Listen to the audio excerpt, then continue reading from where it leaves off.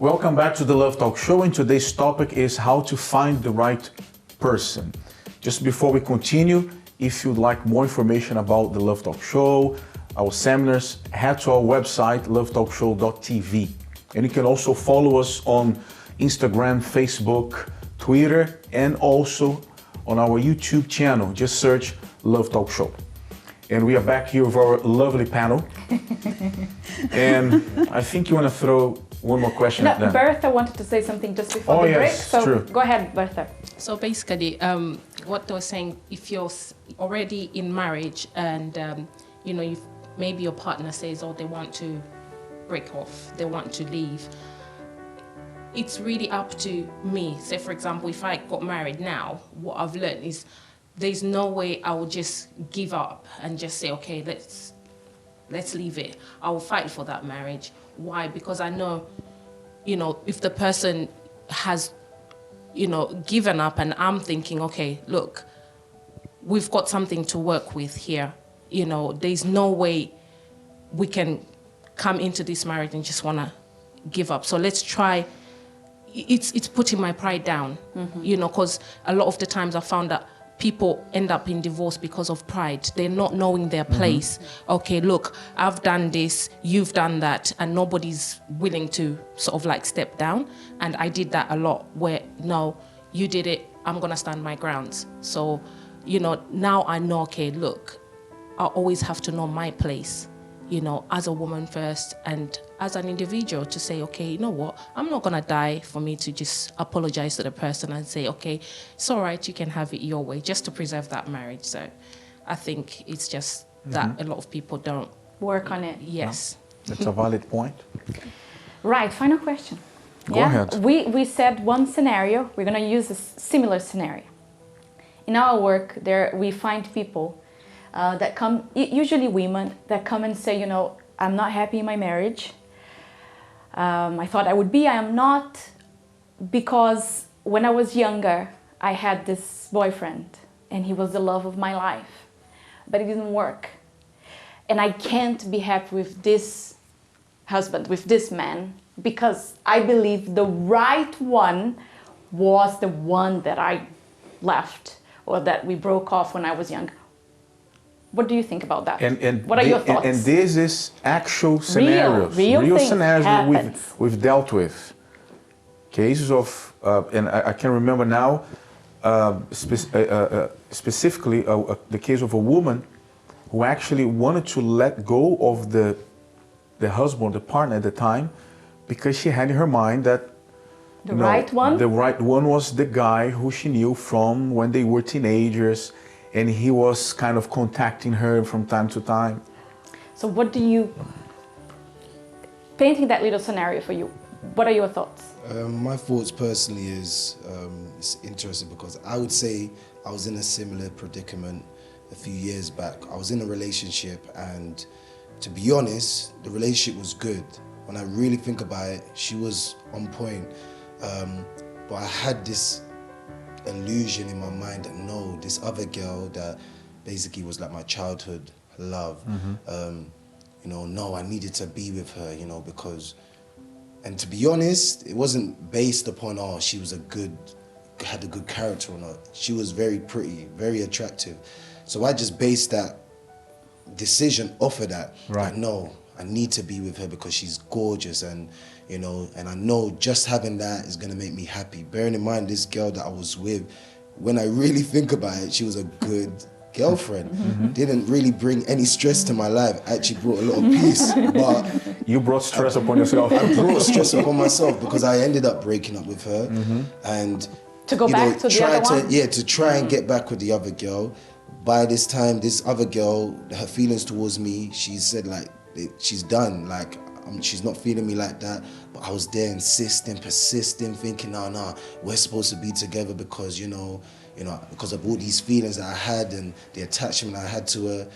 And, you know, it's interesting because I spoke to her not too long ago, and, you know, where we are in life, not to be rude, but I'm way ahead, way ahead. And if I was to be dumb enough and emotional enough to be like, no, it's her, she's the one that I need to wait for, I'll be waiting for the rest of my life, and it'll be a waste of my time. Yeah, you would be a lonely man, because if she gets married to someone else, you're gonna say, no, she's the one. She's with somebody else, But she's mine. she's the one. Exactly. I'm gonna die waiting for her. Exactly. So in Moyo's opinion, it's an illusion. It's a That's big an illusion. illusion, yeah. How about for you, Joshua?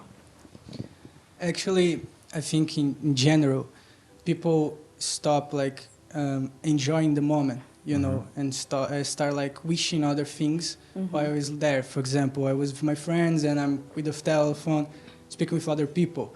So I think people need to enjoy more and invest more in the couple. One thing that I heard in the love therapy that was really nice for me is that we need to listen more instead of only heard.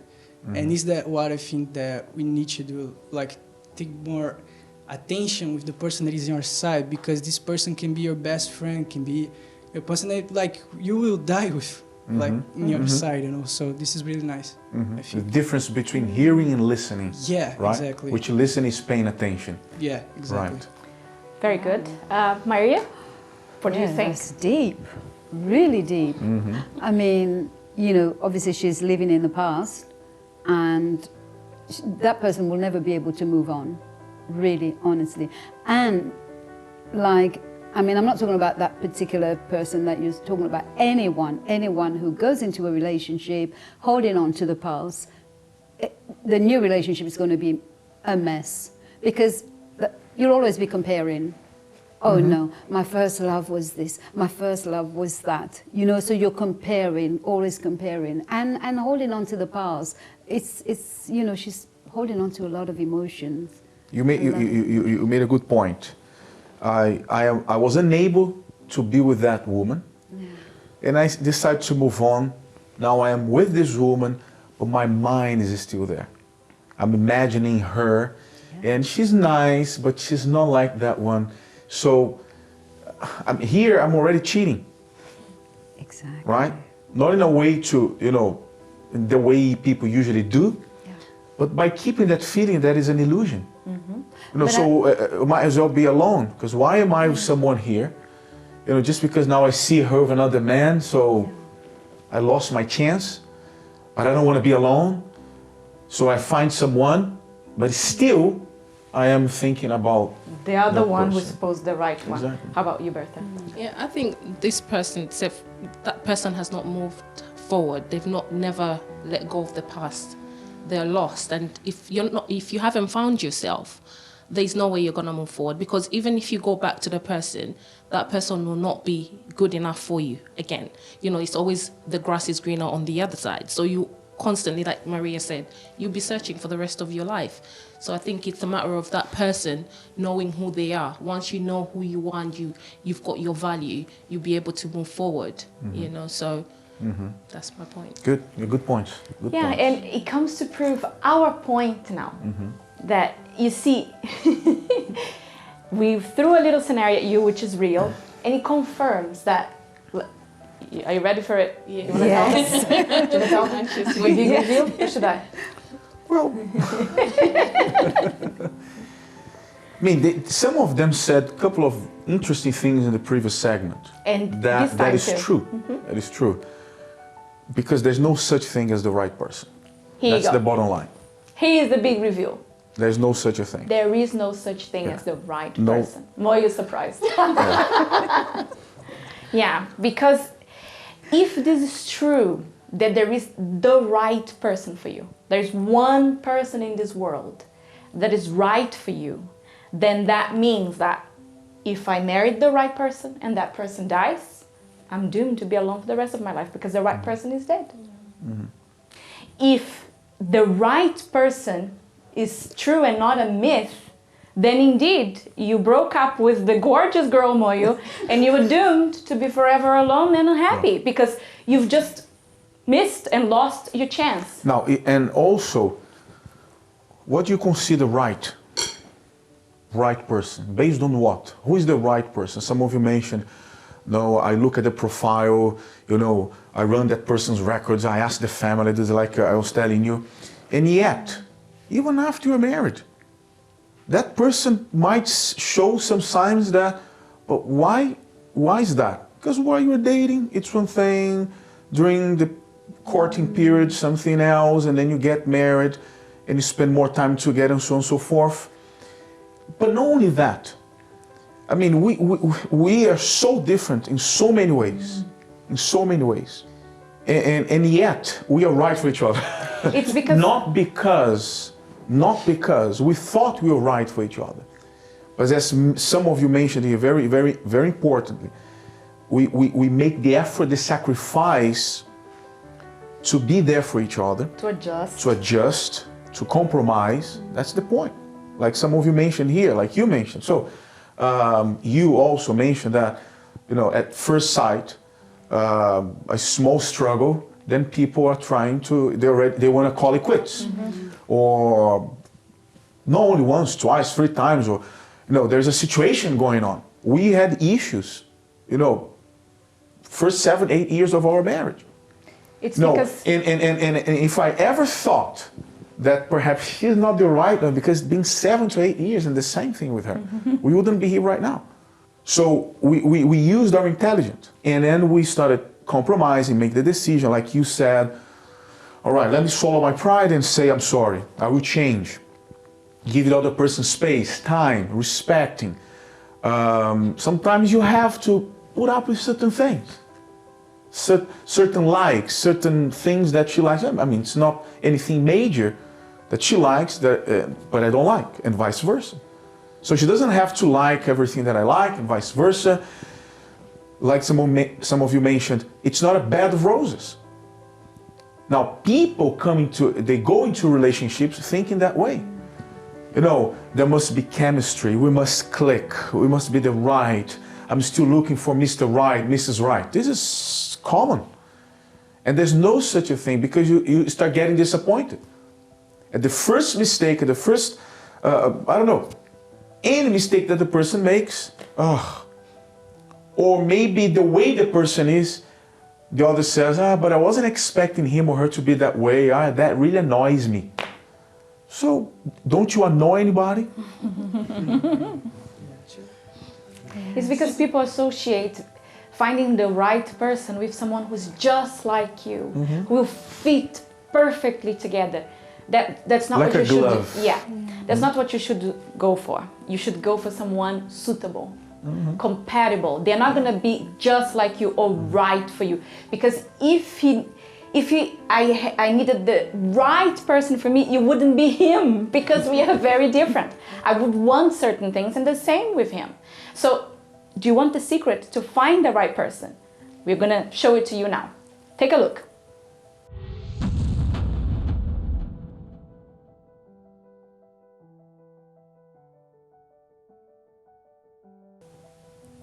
So you see, that's right.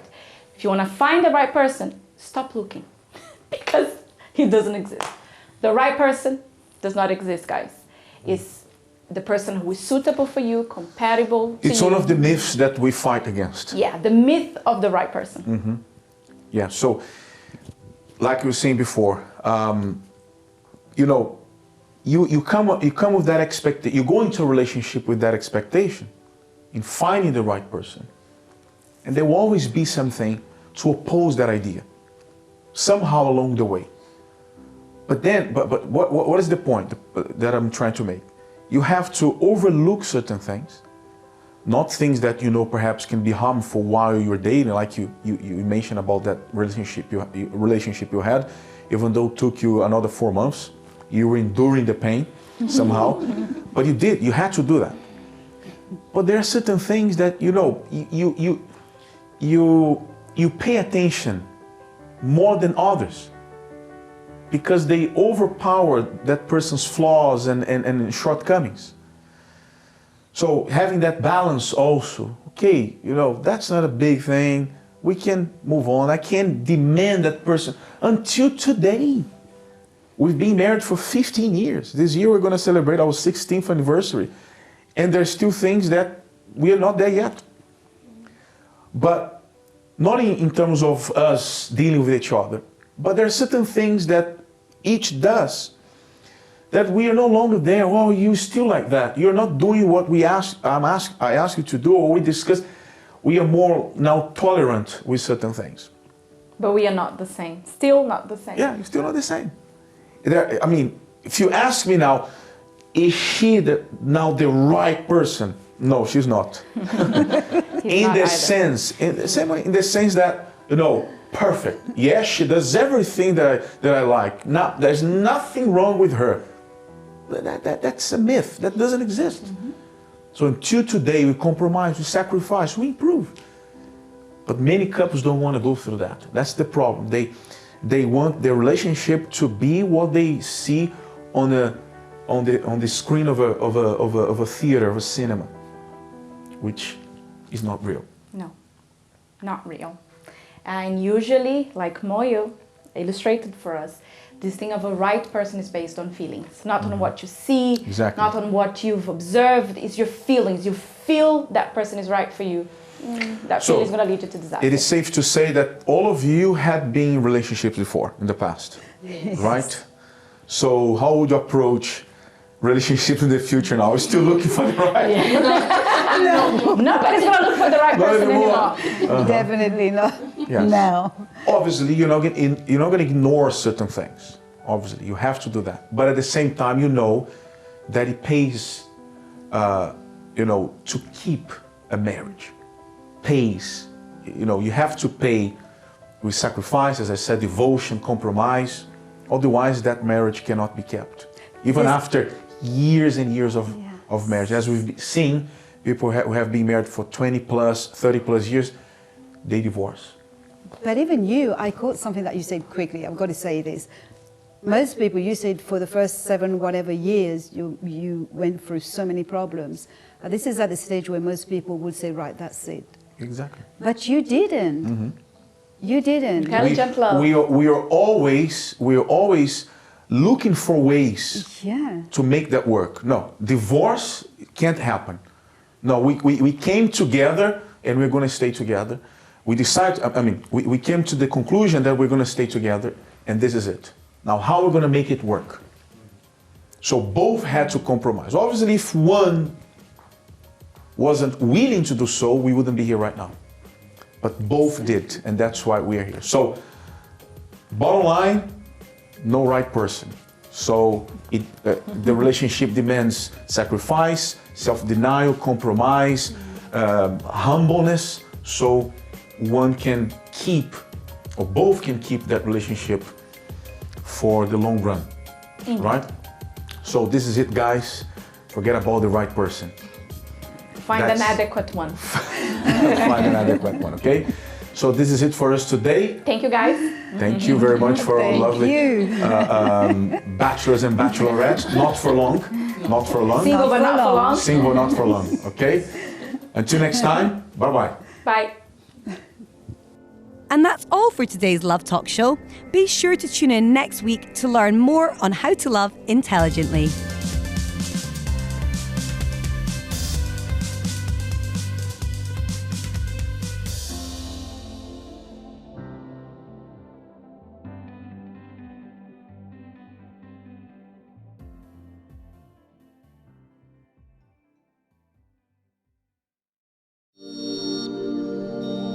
This programme is brought to you by UCKG.